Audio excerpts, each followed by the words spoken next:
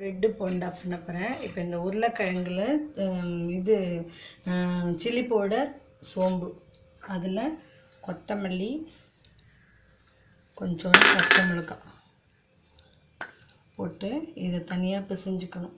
அப்புறம் இதில் கடல மாவு, உப்பு, சில்லி பவுடர், இந்த கரம் மசாலா ஒரு ஸ்பூன் போட்டுட்டு இதை மேல் மாவு பேட்டர் அதை மிக்ஸ் பண்ணிக்கணும்.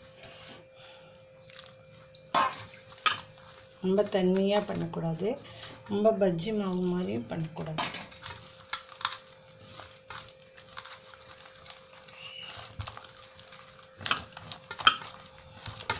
கொஞ்சோண்டு சோடா இப்போ வேணும்னா போட்டுக்கலாம்.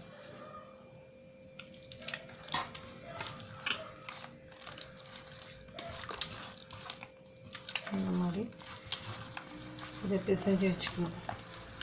இது மேலே போடுறதுக்கு, இதில் தோச்சி அதில் போடுறதுக்கு இந்த மாதிரி இருந்தால் போதும். ரொம்ப தண்ணியாக இருக்கக்கூடாது, ரொம்ப திக்காகவும் இருக்கக்கூடாது.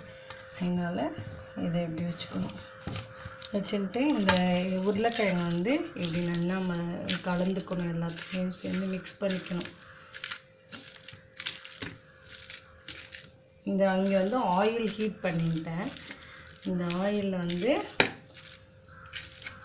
இந்த ப்ரெட்டை மேலே தண்ணி தெளித்து இப்படி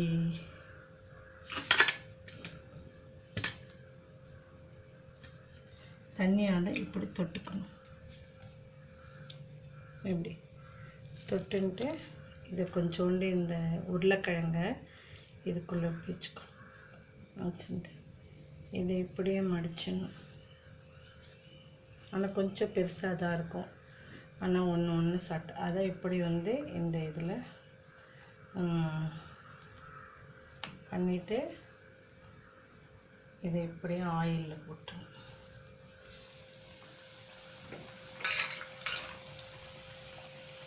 அதே மாதிரி தண்ணி எடுத்து இப்படி மேலே தட்டிக்கணும்.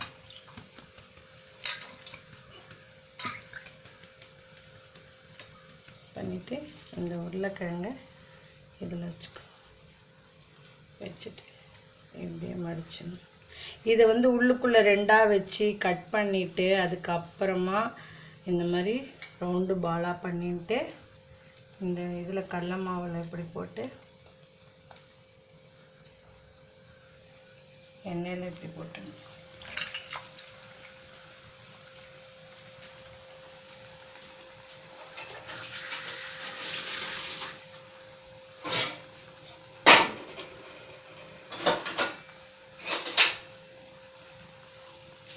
இது 2 ப்ரெட்டுக்கு நடுவில் சாண்ட்விச் மாதிரி வச்சுட்டு அதை கட் பண்ணிக்கலாம்.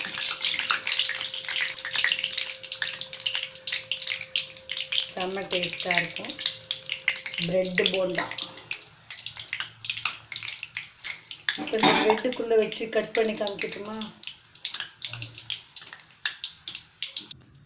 இப்போ இதை வேறு மாதிரி பண்ணலாம். இந்த ப்ரெட்டை இந்த இதை இதுக்குள்ளே இப்படி வச்சுக்கணும். வச்சு இது மேலே இந்த ப்ரெட்டை வச்சு இப்படி மூடிடணும். மூடிட்டு இந்த மாதிரி கட் பண்ணணும். இப்படி 2 கட் பண்ணணும். இப்போ இப்படி 2 கட் பண்ணணும். உள்ளே ஸ்டஃப்பாக இருக்குமா அதை தூக்கிட்டு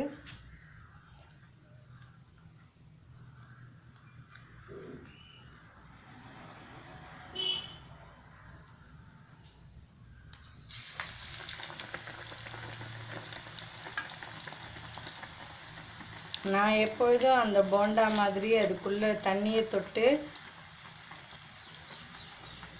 அப்படி தான் வைப்பேன்.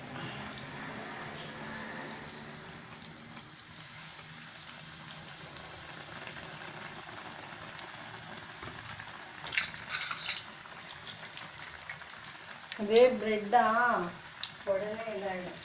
இந்த மாதிரி ப்ரெட்டுக்குள்ளே வச்சு ஸ்லைஸ் பண்ணி பண்ணலாம். இந்த மாதிரி தண்ணி தொட்டுண்டு அதுக்குள்ளே ஸ்டஃப் பண்ணிவிட்டு போண்டா மாதிரி செய்யலாம். ப்ரெட்டு போண்டா மாதிரி செய்யலாம். நீங்களும் பண்ணி பாருங்கள். தேங்காய் சட்னி சூப்பராக இருக்கும். தேங்க்யூ.